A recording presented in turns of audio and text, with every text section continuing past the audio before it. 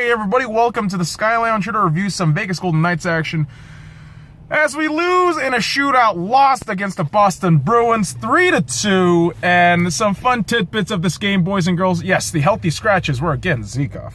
Surprise, surprise. Carrier, obviously with the day-to-day injury, and Colin Miller. Nick Holden was back in the lineup today, so good to see our good old number 22 back in there.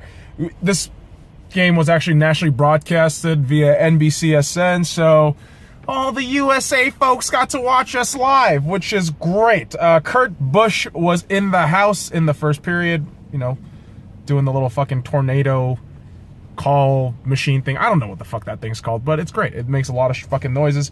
And the other crazy part, boys and girls, it's snowing here in Las Vegas. Yeah, it's snowing in Las Vegas.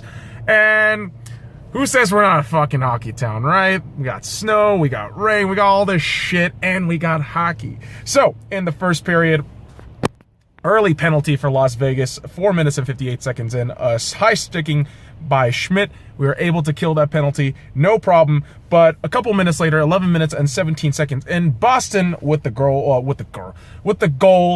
the brusque defense in front, acting like statues pretty much, and helping Flower get absolutely nothing from that.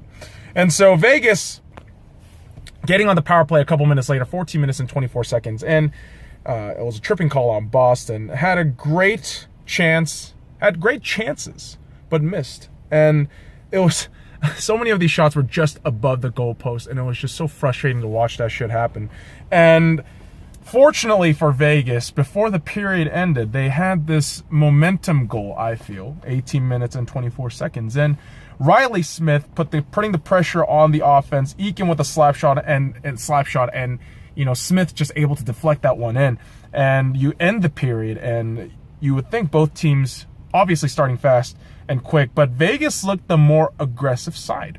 And so even the shot count showed, obviously not as high as the other games when we're in the fucking teens, but Boston 6, Vegas 10.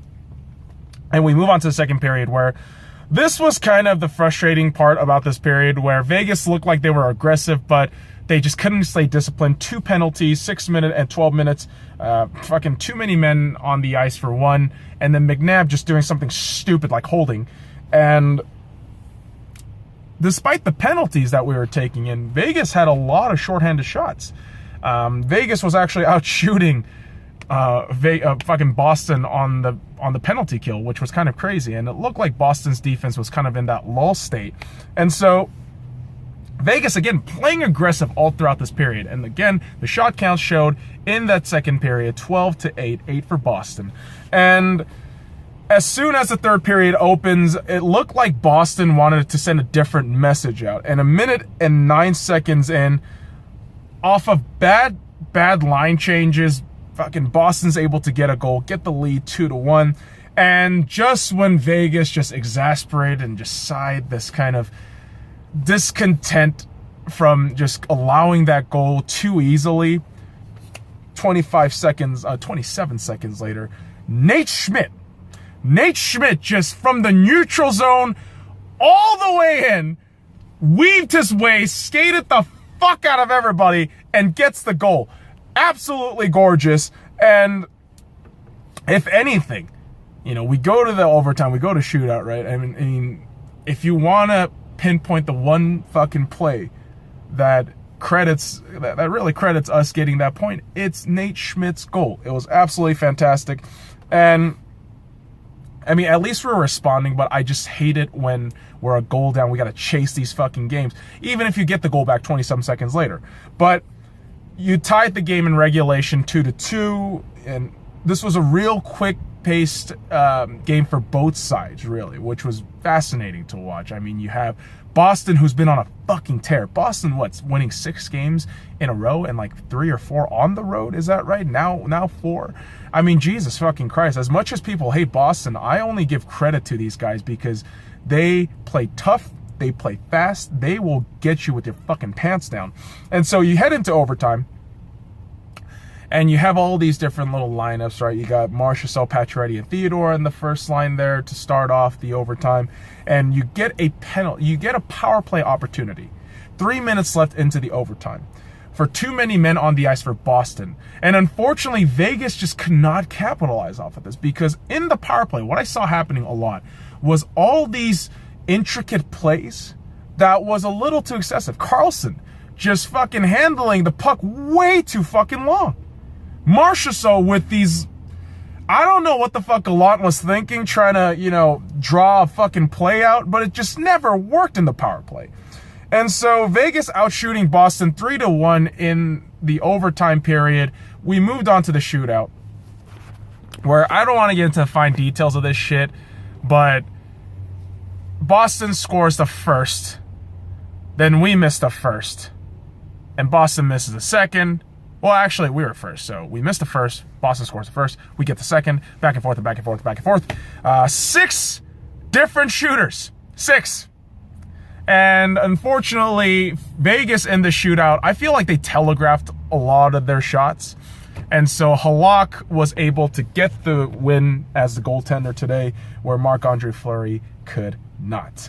And so I got to give shout out to Halak here. 31 saves on 33 shots, 939 save percentage, where, again, Marc-Andre Fleury was fantastic. 25 saves on 27 shots, 926. Both goaltenders had such a fantastic game, but obviously these little issues that I talked about, especially with the overtime, not taking advantage of that power play was huge, and Boston was able to just get one. You can call it luck, you can call it whatever. I just feel Vegas in the overtime in the shootout kind of got a little sloppy, kind of got a little complacent, and Vegas able to, you know, kill the penalty 3 out of 3, but capitalize on none of the power play opportunities. And again, that overtime power play was huge, and Vegas not able to get that. Unfortunate. So 3 stars of the game. Halak, 3 stars.